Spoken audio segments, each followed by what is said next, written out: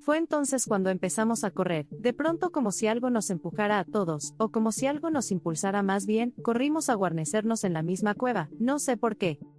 Realmente ese lugar no era lo más apropiado en aquellas circunstancias. Pero, así fue. De pronto caminaba entre un grupo de 32 personas, cueva adentro. Percibimos que allí dentro, de alguna manera, había luz, tal vez a manera de reflejo. Caminábamos sin destino, huyendo solo del crujir de la tierra. Íbamos hacia adentro, inducidos por el instinto de conservación, que ahora cuando reflexiono sobre ello, me doy cuenta que de haberlo analizado, cualquiera habría optado por dar pasos contrarios a los que, entonces se dieron. Era obvio, que había vida allí dentro. El murmullo y los temblores que nos había inducido a buscar refugio habían disminuido.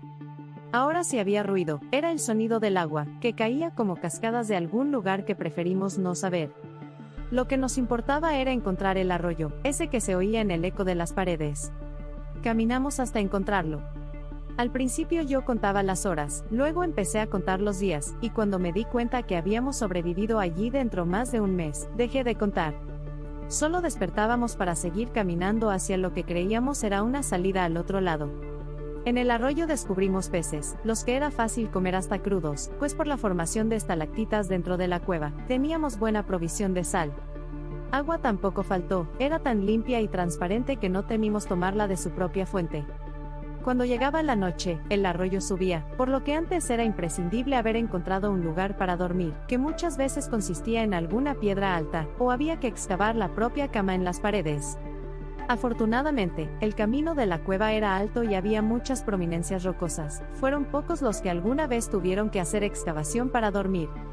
Curiosamente, nadie pensaba en desgracia, todos aptos y dispuestos a vencer la situación. Solo caminábamos para lograr subir y descubrir qué habría pasado. Los temblores de tierra cesaron a las 2 semanas, pero el crujir de tierra, que en las condiciones en que estábamos, ya se había vuelto para nosotros en un ruido sordo y poco impresionante, cesó alrededor de 2 meses después. Cansados de comer pececillos, ideamos otras formas de alimentarnos. Descubrimos que en la cueva había también hongos, claro, hubo un par de valientes que los probaron primero, 2 días después y sin ninguna molestia, todos empezamos a probarlos. Nos organizamos para sazonarlos con sal y jugo de pez, que por cierto, sabía algo ácido, nos proveyó un alimento hasta sabroso. Nadie hacía comentarios, algún día me pareció que mis capacidades estaban tan desarrolladas allí abajo, que hasta tuve la impresión de percibir lo que los otros estaban pensando. Nos hablábamos de experiencias, cada quien contó su propia historia, pero nunca hubo lágrimas ni temor, estábamos allí y mientras lográramos avanzar sentíamos que íbamos a salir con bien. No hubo molestias de ninguna clase, nadie enfermó.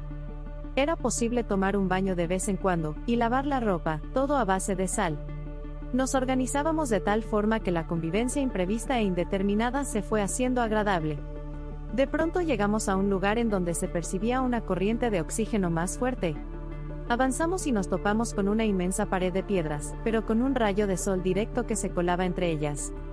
Ya no era más ese reflejo denso y opaco que nos permitía ver a medias, para no perder nuestros pasos, sino era un rayo de luz directa y brillante. En aquel momento me pareció más brillante que nunca, hasta casi lastimar mis ojos. Una vez todos reunidos allí frente a aquella pared, nos fue posible ver claramente nuestros rostros, estábamos pálidos y nuestra piel tan blanca que se veía casi transparente. Al empezar a consultar, todos habíamos perdido la cuenta del tiempo. A nadie le había interesado, para todos era una excursión inesperada y como la situación se había hecho grata, realmente no nos preocupamos mucho. Aventureros al fin, pensé. Allí frente a esa pared, tuvimos que decidir cuál sería la primera piedra en ser removida, temimos que cualquier movimiento provocara nuevamente alguna destrucción que nos hiciera perder la oportunidad de salir a la superficie. Pero los cálculos de los más expertos nos permitió que esto no ocurriera.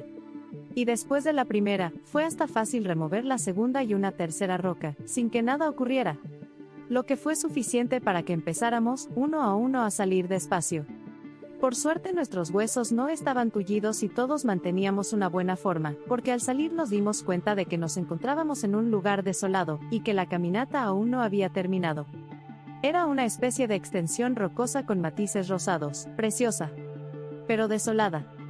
Temimos por el factor agua y la provisión de alimentos, por lo que también nos comisionamos esa tarea. Pero realmente preferimos tomar un tiempo para estar allí cerca, descansar y luego decidir qué hacer. Notamos que aunque lo que se nos presentaba al frente era una especie de desierto, llovía entrada la tarde. Por lo que el agua dejó de ser un problema. Sazonamos unos peces, suficientes para un mes. Cada quien llevaba su provisión. El sol no era tampoco un problema, aunque sí era fuerte al llegar al mediodía. Calculamos un mes, porque era el tiempo en el cual pensamos, era lógico que llegaríamos a alguna parte. No habiendo problema con el agua, nuestras circunstancias no eran desesperadas pero sí desesperantes. 15 días después, en pleno reconocimiento aún, ya empezó la preocupación. Sabíamos que no habíamos perdido el norte, por lo que definitivamente, no estábamos caminando en círculos. Todos empezamos a revisar circunstancias. De pronto, alguien a manera de broma dijo, ¿qué tal si fue el fin del mundo y nosotros allí abajo? Nadie sonrió, esto no era una broma ni un chiste, y todos temíamos lo peor. Por Silvia Sáenz de Urtuzuastegui.